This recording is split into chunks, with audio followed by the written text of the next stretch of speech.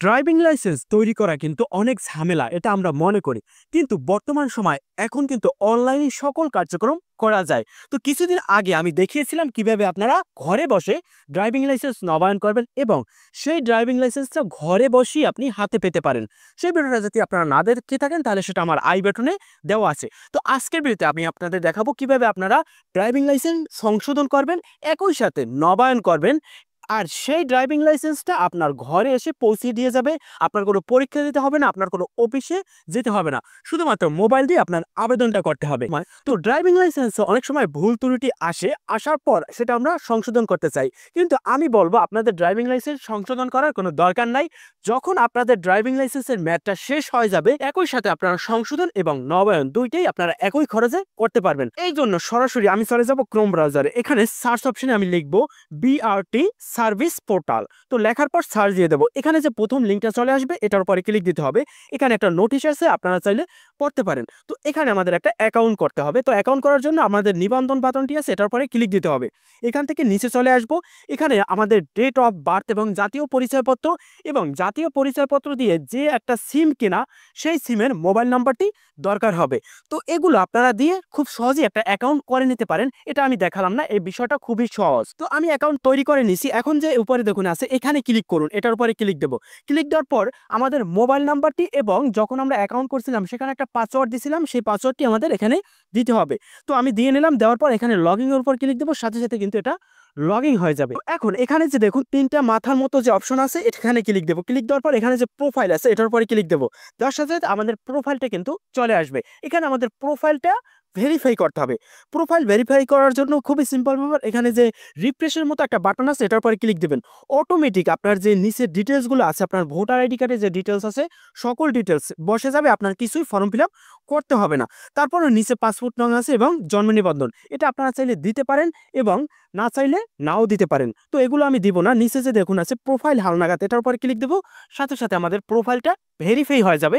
এখন আমরা এখানে নিবন্ধন, আবেদন সকল কার্যক্রম কাজ করতে পারবো। আবার পুনরায় হোমে চলে আসবো। তারপর দেখুন এখানে ড্রাইভিং লাইসেন্স আছে, এটার উপর চেপে ধরবো। পাশে দেখুন কয়েকটা অপশন আছে। তো আমি সংশোধন এবং নবায়ন একই সাথে করব। আপনারাও সংশোধন এবং নবায়ন একই সাথে করবেন, সেক্ষেত্রে আপনার কিন্তু খরচ কম হবে। আর শুধুমাত্র যদি সংশোধন করেন সেখানে আপনার 800 থেকে 900 টাকার মতো খরচ যেতে পারে। তারপর এখানে দেখুন আছে ড্রাইভিং লাইসেন্স নবায়ন, এই যে অপেশাদার, এটার উপরে ক্লিক দেবো। তারপর ড্রাইভিং লাইসেন্স রেফারেন্স নাম্বারটা এখানে দিতে হবে, যেটা আমাদের ড্রাইভিং লাইসেন্সের পিছনে থাকে। তো আমি ড্রাইভিং লাইসেন্সের রেফারেন্স নাম্বারটা দিয়ে দেবো। তারপর অনুসন্ধান বাটনটার উপরে ক্লিক দেবো। সাথে সাথে আমার যে ড্রাইভিং লাইসেন্সটা সেটা সার্চ দিয়ে নিয়ে আসবে, ছবি সহ দেখা যাবে। তো এখানে এই ড্রাইভিং লাইসেন্সটা সংশোধন করার জন্য অবশ্যই আমাদের ডেস্কটপ মোড ব্যবহার করতে হবে। সেক্ষেত্রে থ্রি ডটের উপর ক্লিক দেবো এবং ডেস্কটপ মোডের উপর টিক মার্ক দিয়ে দেবো। সাথে সাথে আমাদের ক্রোম ব্রাউজারটা ডেস্কটপ মোড হয়ে যাবে। এখন এখানে আমাদের প্রথমে সংশোধন করতে হবে। তো সংশোধন করার জন্য দেখুন পাশে এখানে লেখা আছে কারেকশন। তো এটার উপরে ক্লিক দেবো। দেওয়ার পর এখানে দেখুন লেখা আছে, এখানে ক্লিক করুন। এটার উপরে ক্লিক দেবো এবং এখানে আমাদের যে যে বিষয়বস্তু সংশোধন করা দরকার সেইগুলো আমরা সংশোধন করব। যেমন এখানে আমার প্রথমে বাবার নামটি সংশোধন করা দরকার। সেক্ষেত্রে এখানে পিতার নাম আছে ইংলিশ, এটার উপরে ক্লিক দেবো। দেওয়ার পর দেখুন পাশে একটা বক্স আমাদের ওপেন হয়ে গেছে। এখানে আমাদের সঠিক যে বাবার নামটি সেটা ইংলিশে বড় হাতে লিখে দিতে হবে। তো আমি লিখে দিলাম। তো দেওয়ার পর অবশ্যই এটা চেক করে নেবেন সঠিক আছে কিনা। তারপর পরবর্তীতে আমরা মায়ের নামটি সংশোধন করব। তো এটার উপরে ক্লিক দিয়ে পাশে আমরা মায়ের নামটি দিয়ে দেবো। এটা অবশ্যই আপনার ভোটার আইডি কার্ডের সঠিক নিয়মে সঠিকভাবে কিন্তু দিবেন, যেন ভুল ত্রুটি না হয়। তারপর এখানে আমরা আরো কিছু তথ্য চেঞ্জ করব, যেমন বৈবাহিক অবস্থা, এটার পরে ক্লিক দেবো। দেওয়ার পর এখানে আমি মেরিট দিয়ে দেবো। মেরিট দেওয়ার পর নিচে দেখুন আছে স্বামী অথবা স্ত্রীর নাম, এটার উপরে ক্লিক দিয়ে এখানে স্ত্রীর নাম দিয়ে দেব। মানে আপনি ক্লিক দেওয়ার সাথে সাথে এখানে পাশে আপনার বক্সটা ওপেন হয়ে যাবে এবং সেই তথ্যটা দিয়ে নেবেন। তো এখানে আপনারা আপনাদের ঠিকানাও কিন্তু চাইলে পরিবর্তন করতে পারেন। যদি আপনার ঠিকানা পরিবর্তন করেন তাহলে আপনার কিন্তু বিদ্যুৎ বিলের কপি লাগবে। যদি আপনারা না করেন তাহলে কিন্তু বিদ্যুৎ বিলের কপি লাগবে না, শুধুমাত্র আপনার এনআইডি কার্ড এবং আপনার যে কার্ডটির মেয়াদ ওভার হয়ে গেছে সেই কার্ডটি হলেই হবে। তো আমি এখানে এইগুলোই পরিবর্তন করবো, আর কিছু আমার পরিবর্তন করার দরকার নাই। তারপর নিচে নিশ্চিত করুন, এটার উপরে ক্লিক দেবো। তাহলে আমাদের কিন্তু এটা সংশোধন করা হয়ে যাবে। তো এখন আমাদের সংশোধনের কাজ শেষ। এখন আমরা নবায়নের জন্য কাজ করব। তো নবায়নের জন্য এখানে শুধুমাত্র আমাদের কয়েকটা ফর্ম ফিল আপ করতে হবে। তো প্রথমে দেখুন এখানে আছে পেশা, তো পেশা এখানে আপনারা যে কাজ করেন সেটা দিয়ে দিবেন। তো আমি এখানে গভর্নমেন্ট সার্ভিস দিয়ে দেবো। তারপর নিচে আছে শিক্ষার যোগ্যতা, তো এটা ক্লিক করে আমরা এখানে গ্রাজুয়েশন দিয়ে দেবো। যদি আপনার এসএসসি থাকে এসএসসি দেবেন, যদি জেএসসি থাকে জেএসসি দেবেন, আপনার যেটা শিক্ষার যোগ্যতা সেটা দেবেন। তো দেওয়ার পরে যাবতীয় তথ্য এটা কিন্তু দেওয়া আছে, এগুলো আমাদের পূরণ করতে হবে না। তারপর এখানে সেকশন বিতে আমরা এখানে দুইটা তথ্য আমাদের দিতে হবে। যেমন এখানে দেখুন লেখা আছে জাতীয় পরিচয়পত্র এবং আপনার যে ড্রাইভিং লাইসেন্সটা, এই দুইটা। তো অবশ্যই এই দুইটা আপনারা মোবাইল দিয়ে ছবি তুলে এডিট করে উপরে নিচে করে রাখবেন, যেন এখানে আপলোড দিতে পারবেন। তো আমি আগেই করে রাখছি এডিট করে। তো প্রথমে আমরা জাতীয় পরিচয়পত্র এখানে আপলোড দেবো। এক্ষেত্রে এখানে চুজ ফাইল, এটার উপরে ক্লিক দেবো, গ্যালারিতে চলে যাবে। গ্যালারি থেকে এখানে প্রথমে জাতীয় পরিচয়পত্রটা দিয়ে দেবো। তারপর আবার একইভাবে ড্রাইভিং লাইসেন্সটা এখানে দিয়ে দেবো। তারপর এই যে পাশে দেখুন আছে, দেখুন এটার উপরে ক্লিক দেবেন, যে এই যে আপলোড করছি, আপলোড করার পর কোন ছবিটা আপলোড করছি এখানে কিন্তু দেখাচ্ছে জাতীয় পরিচয়পত্র। তারপর পরেরটা আমি একটু চেক করে নেব, দেখুন উপর ক্লিক করে, হ্যাঁ ড্রাইভিং লাইসেন্সটাও এখানে আপলোড দেওয়া আছে। তো এটা আমি চেক করছি, আপনারাও এখানে চেক করে নেবেন যে সঠিক ফটোগুলো আপলোড হয়েছে কিনা। যদি আপলোড না হয় তাহলে কিন্তু আপনার ড্রাইভিং লাইসেন্স আবেদন বাতিল হয়ে যাবে। তো আমার চেক করা শেষ। এখন আমি নিচে চলে যাব। নিচে দেখুন একটা অপশন আছে জরুরি যোগাযোগের বিবরণ। আর এখানে যে জরুরি যোগাযোগ আপনার আত্মীয় স্বজনের দিবেন, যে নামটা আছে সেটা দিয়ে দেবেন ভোটার আইডি কার্ড অনুযায়ী, এবং তার মোবাইল নাম্বার দিয়ে দেবেন। তারপর এখানে সে সম্পর্কে কি সেটা দিয়ে দেবেন। তো এটা দেওয়ার কারণ হচ্ছে আপনার ড্রাইভিং লাইসেন্সে যদি কোনো সমস্যা হয়, আপনার মোবাইলে যদি না পায়, তাহলে এই নাম্বারে যোগাযোগ করা হবে। তো এটা দেওয়ার পর নিচে আরেকটা দেখুন অপশন আছে স্মার্ট কার্ড প্রাপ্তির ঠিকানা। এই ঠিকানাটা আপনারা যে স্থানে দিবেন ওই স্থানে আপনার এই যে কার্ডটা আছে এই কার্ডটা পৌঁছে দেওয়া হবে। তো আমার যে বাড়ির নাম এবং যাবতীয় তথ্য সেটা আমি এখানে দিয়ে দিছি। তারপর উপরে মোবাইল নাম্বার দিবেন। এখানে যে মোবাইল নাম্বারটা দিবেন সেই মোবাইল নাম্বারটা যেন খোলা থাকে, কারণ পোস্ট অফিসে যদি কার্ড আসে তাহলে এই নাম্বারে আপনাকে ফোন দেওয়া হবে এবং এই নাম্বারে কল দিয়ে আপনার কার্ডটি আপনার কাছে পৌঁছিয়ে দেওয়া হবে। তো এখানে আমি আমার যে নাম্বারটি সেটি দিয়ে নিলাম। দেওয়ার পর এখানে যে নিচে দেখুন আছে পোস্ট কোড, এখানে যে পোস্ট কোডটা, এই পোস্ট কোডটা অবশ্যই সঠিক দেবেন, কারণ আপনার পোস্ট কোড অনুযায়ী কিন্তু আপনার এই কার্ডটি পাঠানো হবে। আপনাদের যে কোডটা সেটা যদি আপনার জানা না থাকে তাহলে আপনারা অনলাইনে সার্চ দিয়ে এই কোডটা সংগ্রহ করে নেবেন।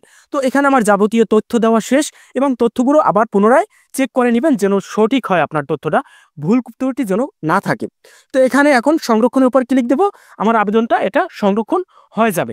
তো এখন আমাদের এখানে অনলাইনে টাকা পেমেন্ট করতে হবে। তো টাকা পেমেন্ট করার জন্য এখানে দেখুন আছে ব্যাংকের মাধ্যমে ফি প্রদান। তো যদি এখানে ক্লিক দিই, ক্লিক দেওয়ার পর আমাদের ব্যাংকে টাকা দিয়ে সেই রেফারেন্স নাম্বার এনে এখানে দিতে বলছে তারা। তো ব্যাংকের মাধ্যমে আপনাদের দেওয়ার দরকার নাই, আমি ব্যাংক দিয়ে ফিরে যাব। এখানে দেখুন আছে অনলাইনে ফি প্রদান, তো এটার উপরে ক্লিক দেবো। দেওয়ার পর এরকমের চলে আসবে আমার কত টাকা খরচ হবে কোথায় সেই ডিটেলসটা কিন্তু এখানে আছে। টোটাল আমার 5,047 টাকা খরচ হবে। তো এখানে ফি জমা দিন, এটার উপরে ক্লিক দেবো। দেওয়ার পর এই রকমের একটা পেজ চলে আসবে। আর এখানে যখন আসবে তখন আপনারা এই ক্রোম ব্রাউজারটাকে ডেস্কটপ মোডটা অফ করে নেবেন। তো আমি ডেস্কটপ মোডটা অফ করে নিলাম। অফ করার সাথে সাথে এইভাবে চলে আসছে এবং আমাকে হোমে নিয়ে গেছে। তো হোমে নিয়ে গেলে আপনার আবেদনটা ক্যান্সেল হবে না। আপনারা এখানে দেখুন আছে ড্রাইভিং লাইসেন্স আবেদন, এটার উপরে ক্লিক দেবেন। দেওয়ার পর এখানে যে পূর্ণ সংশোধন এটার উপরে ক্লিক দেবেন। দেওয়ার পর সাথে সাথে আপনার এই আবেদনটা যে পর্যন্ত ছিল সেই পর্যন্ত চলে আসবে। আবার পুনরায় এখানে আমি অনলাইনে ফি জমা দিন, এটার উপরে ক্লিক দেবো। তারপর আবার এভাবে আসবে। তারপর এখানে ফি জমা দিন, এটার উপরে ক্লিক দেবো। দেওয়ার পর এখানে যে মোবাইল নাম্বারটি আছে এই মোবাইল নাম্বারটির পাশে টিকমার্ক দিবেন, কারণ পেমেন্ট করার পর এই মোবাইল নাম্বারটি কিন্তু মেসেজ চলে যাবে। তো টিকমার্ক দেওয়ার সাথে সাথে এখানে আমার অ্যামাউন্ট চলে আসছে। মোবাইল ব্যাংকিংয়ের সকল মাধ্যমগুলো দেখাবে, তো আমরা বিকাশের মাধ্যমে দিব, এই জন্য বিকাশ সিলেক্ট করব। তারপর এখানে আই এগ্রি এটা টিকমার্ক দিয়ে আমরা কনফার্ম করে দেব। তারপর আমাদের যে বিকাশের যে পেজটি সেটা ওপেন হয়ে যাবে। এখানে অবশ্যই যে বিকাশ নাম্বার দিবেন সেই বিকাশ নাম্বারে অবশ্যই 5,500 টাকার মতো রাখবেন। তারপর এখানে আপনার সেই বিকাশ নাম্বারটি দিয়ে নেবেন। তো আমি আমার বিকাশ নাম্বারটি দিয়ে দিয়েছিলাম। তারপর কনফার্মের উপর ক্লিক দেবো।